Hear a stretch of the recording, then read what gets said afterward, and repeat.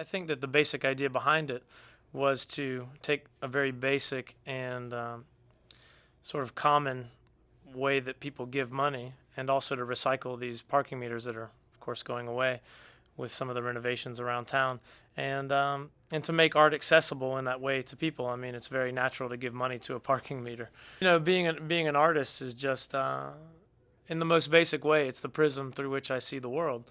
So for better or worse, whether I'm looking at parking meters or brains or all these other things, I'm seeing them in color, form, line, thinking about the chemical reactions occurring within the brain, thinking about abstract thought processes, thinking about thinking.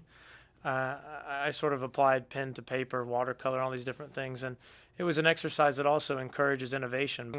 A parking meter is sort of a nightmare. I mean, it's not like, it's not flat, it's made of metal, nothing about it is easy. But of course, as an artist, it's that same thing with the sort of 31 brains exercise.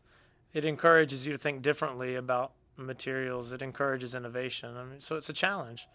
The writing was about, again, conversation and the conversations that we're having around these kinds of things and issues. And the writing occurs on this piece within that conversation directly between the two brains. The left and the right brain, up, down, left, right, and the meter where you're sort of interacting with the piece and putting things in is between those two elements.